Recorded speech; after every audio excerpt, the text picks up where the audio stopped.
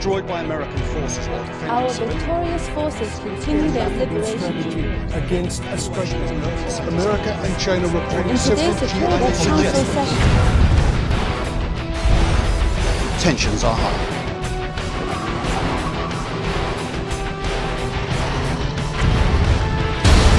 senseless American aggression once more fills the our sky. premier again denied involvement with The military had the fragmented Global Liberation Army on the Splinter run. groups vying for The control. American response is its signature shock and awe campaign.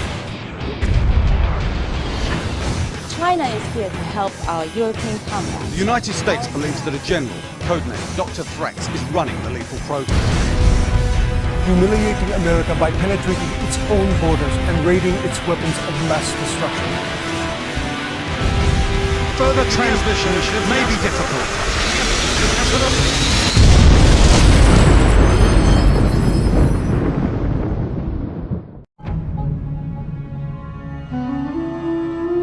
Hey guys, welcome back to my channel. Remember RTS games? It feels like forever since one dropped. But recently I have rediscovered the genre through one of my favorite childhood games, and it is the one I would like to talk about today. God knows when I tried talking about my absolute favorite childhood game what happened, but regardless, I would still like to talk about this one since it holds a special place in my heart. It's an incredibly funny game despite its stereotypical representation of Arabs and Chinese people, and I would like to sort of deep dive into its gameplay, factions, jokes, the mainstream US media narrative it conveys, and why it doesn't actually do a good job at being maliciously racist.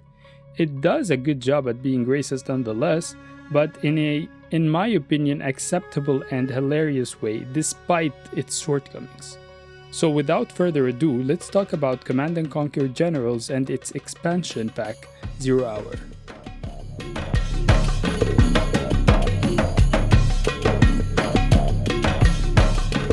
Command & Conquer Generals and its expansion pack, Command & Conquer Generals 0 Hour, are RTS games developed by EA in 2003 in a rather politicized climate.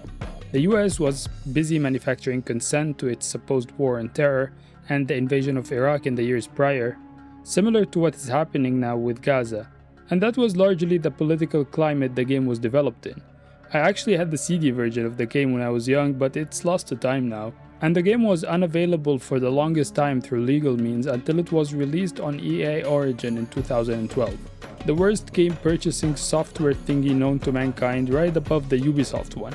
But anyways, it was released afterwards on Steam in 2024 as a sort of part of a pack that includes all of the Command & Conquer games, of which there are lots of them. And the source code was made available for some of them in early 2025, including Command & Conquer Generals 0 Hour, the expansion pack. The game includes 3 main factions, which are the US, China, and the GLA or the Global Liberation Army. The US and China are fairly straightforward, but the GLA is different. The GLA is a fictional terrorist organization that, in the game world, is fighting the US and China. And in that rather briefly described economic and political climate, this game dropped, which is entirely in line with I would expect from such a game. The gameplay loop is very straightforward. I would have loved to compare it to other RTS games, but I have never played any other RTS games when I could just play this one, especially since there hasn't been any new RTS games in I don't know how many years now. There was supposed to be a Command & Conquer free-to-play title that was cancelled in 2012, which is pretty sad, but well, the gameplay loop, you basically start every match with a base. You get units that make you more buildings, and then every building has a function, some strengthen other units and or buildings, some are for gathering supplies or producing infantry, tanks or airplanes, or simply to protect your base. You try to fend off the enemy attacks and take off their base before they take over yours. China is under attack!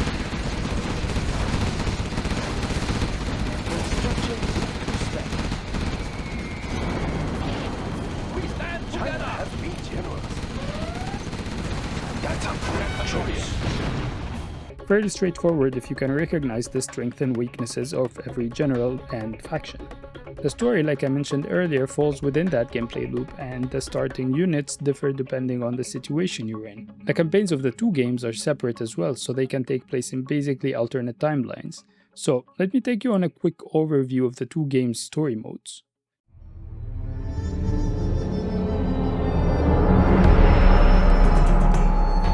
In the first game, China's story follows their military response to the GLA after a nuclear attack on Beijing.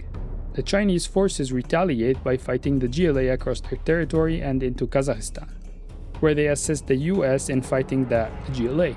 The campaign concludes with a final battle in Europe where China eradicates the remaining GLA forces.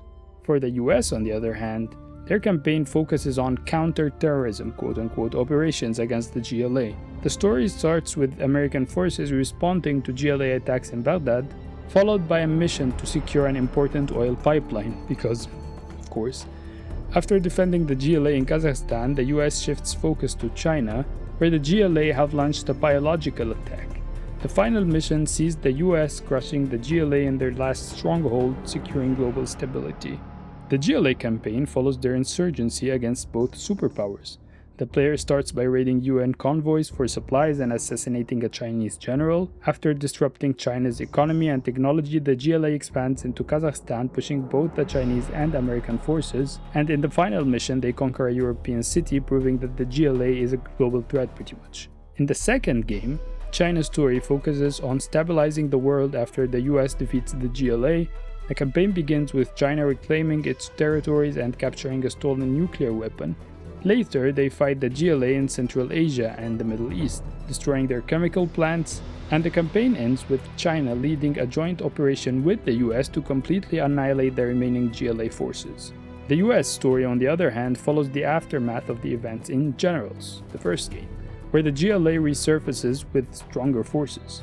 The Americans start by opposing a terrorist attack on Hamburg, then work to dismantle the GLA's chemical weapons program. They also engage in counter-terrorism operations in Egypt and Central Asia, and the final mission involves defeating a rogue Chinese general who has gone rogue with nuclear weapons, ensuring US dominance.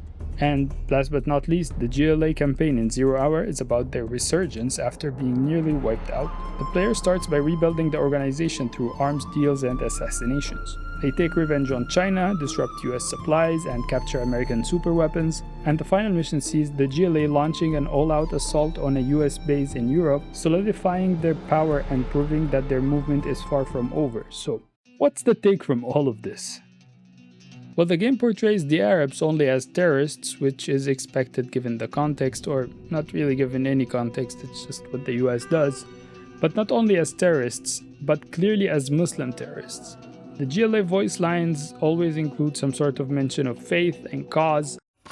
I will die for the cause! The village is free! Their men are rallying to our cause! Death to the tyrants! My leader, our agents have learned that United Nations trucks and planes are en route to the Almaty region with food and supplies. On behalf of the oppressed nations of the world, the GLA should intercept those deliveries, that we might use them for our most righteous cause. There's literally a unit called the Terrorist, which is a bomber. You have explosive bombing attack trucks, thingies like the one that got the US out of Lebanon, for example. If you haven't heard of that, look it up. Now you might say, okay, how did you know that the GLA are Arabs and not like Kazakh or something? Well, the game literally uses voice lines that have clearly spoken Arabic in them.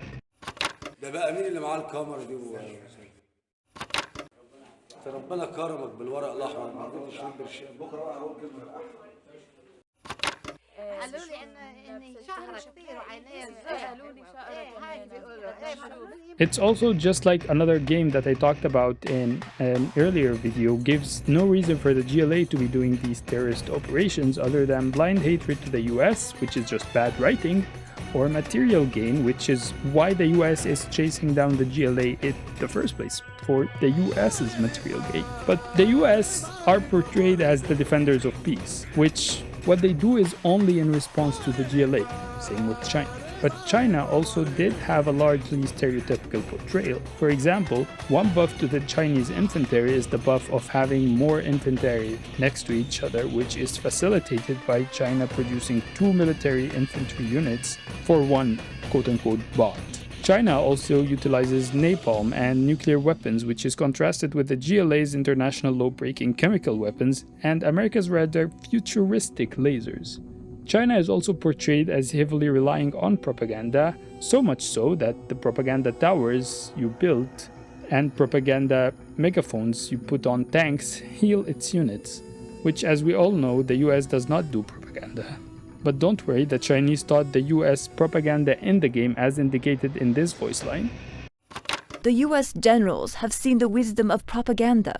By using a leaflet drop, they are able to temporarily disable units while they stop to read the propaganda. But why do I still like this game despite all of that? Even when it comes to Arab portrayal, I do not necessarily hate it. And this is largely because it is funny and it's even stereotypical to Americans, believe it or not. You see, I made a video about a game called Counter-Strike Condition Zero, which is my favorite childhood game by far that I hate. And I hate this game because it only allowed me to play as the counter-terrorists in its campaign mode, which I could only play as a child. And the counter-terrorists in this game are all based only on Western countries, while 2 out of the 5 terrorist factions were based on Arabs and especially Palestinians, as I explained in that video. And I spoke about why that was infuriating and disappointing to me, since as a kid, once I found that out, I was not feeling particularly represented as one of the good guys. Which is fair. The game dropped around the same time this one dropped, but I still wanted to state my disappointment and was met with quite a backlash. So, what makes Command & Conquer different in this case?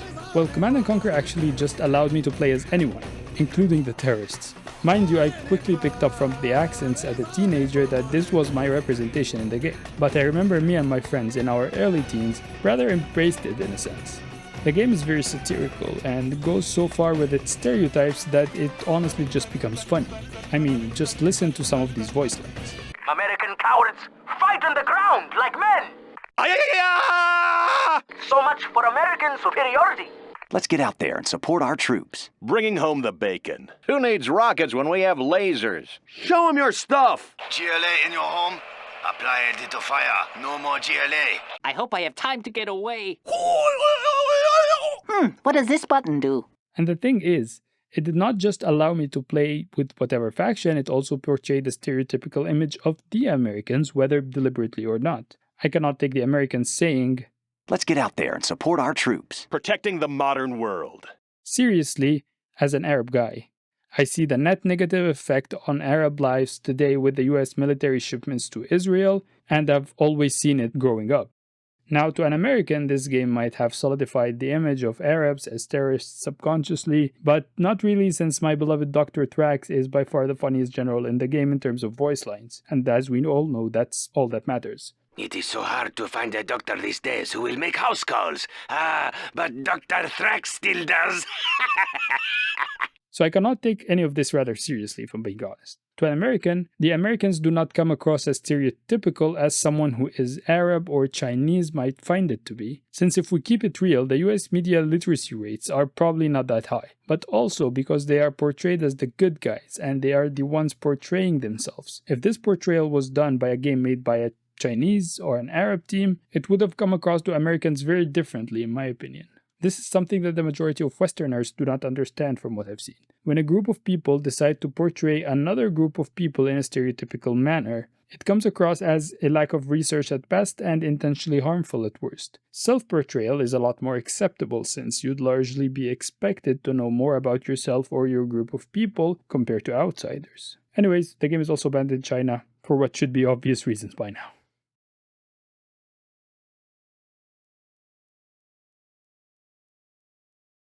So, Command & Conquer Generals suffers from the same stereotypical portrayals of Arabs and Chinese that pretty much all other American media suffers from. But the difference between this game and the majority of American media is that this game is just funny, even with its probably accidental stereotypical portrayal of Americans. And that, alongside the freedom to just play as anyone, has largely led me to liking the game. It's as Sun Tzu once said, "If you're equally racist to everyone, you're racist to no one." Thank you guys for watching, and subscribe.